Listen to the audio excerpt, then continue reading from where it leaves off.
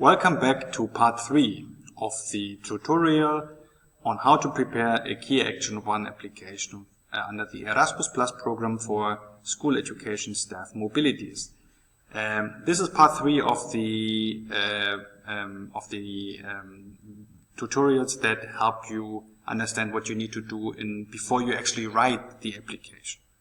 You know, what you need to do in order to prepare your application.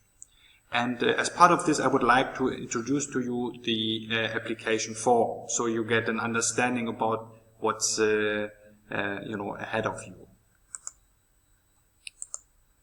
It is the so-called eForm, and the eForm is a PDF document which has multiple functions. It has drop-down menus.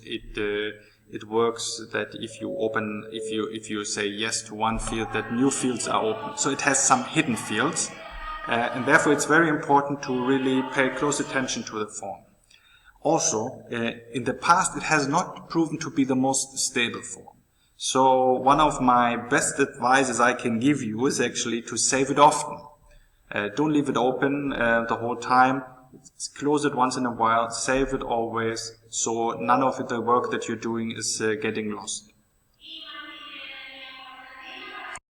In order to open it, you need at least the Adobe Acrobat Reader version number 10 or above. You can find those eForms on the website of your national agency. And if I click on it, as for example, the website of the agency in the UK, and as soon as the window opens, you will see how it looks, where you can find it. So in this case, here's the application form, and you can download it, save it on your computer.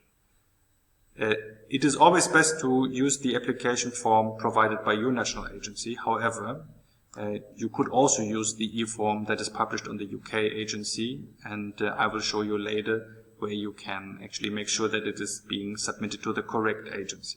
But nonetheless, since you should look at the website of your national agency for further information in any case, I invite you to really look at your own national agency. Now, here, these are from A to P, all the main sections of the application form. It looks like a lot. It's really not that much. Really, only the sections that I marked here in orange require some writing.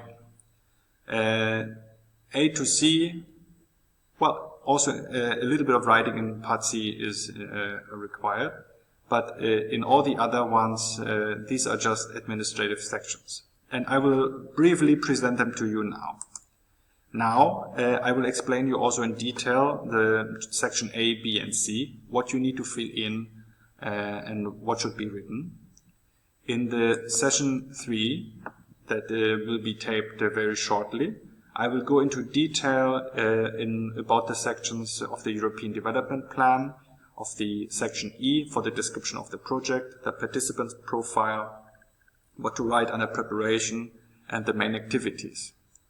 In a session that will be taped at the beginning of the new year, I will show you how to use the budget tables of the eForm, what to fill in, giving you some examples, which are connected to the activities. So in section H.1, it's also tables to fill in, and these are closely connected to the budget table. So this will be a separate session.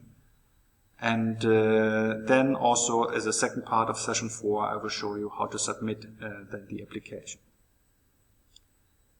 Again, now we will go through the sections A, B, and C of the application form. Now this is how the application form looks like. I will open one to show you.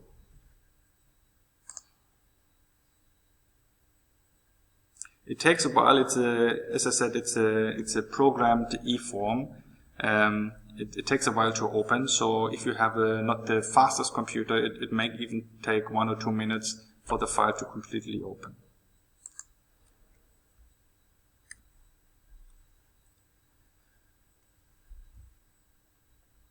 you can already see that part A is just information.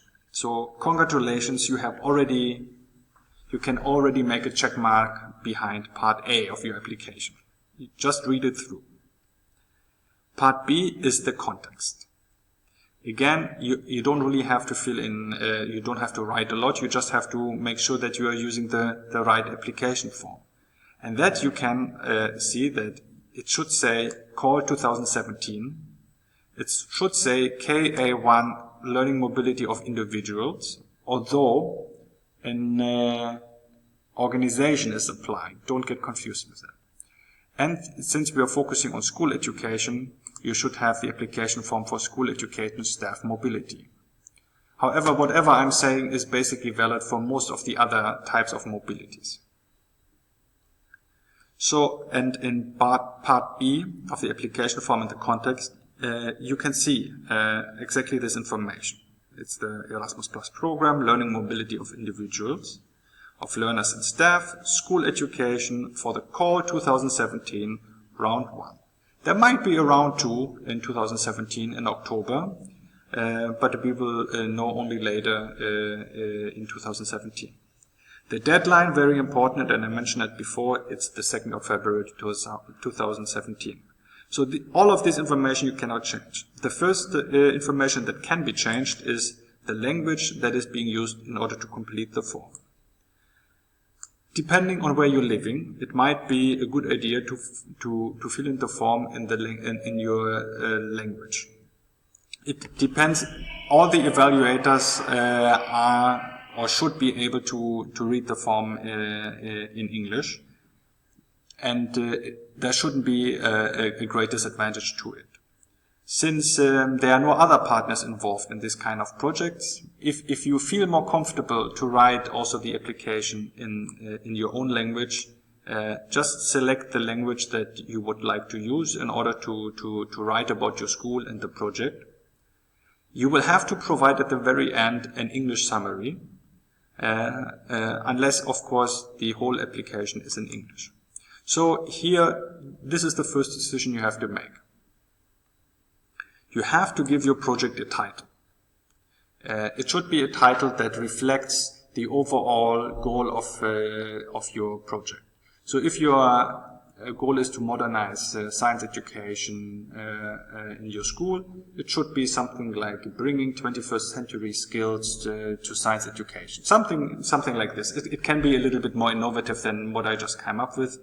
But just to give, the title should reflect the overall goal that you are trying to achieve with these activities here.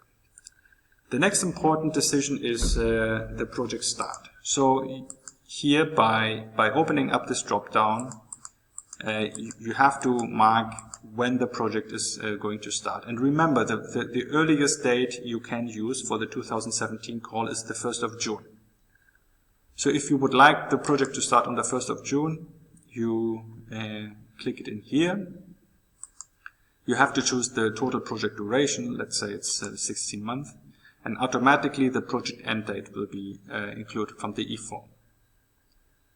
Now, if you want to join the courses that we are offering in the summer as part of the European Science Education Academy and the ESEA Academy, your project should start no later than 1st of July. Remember that.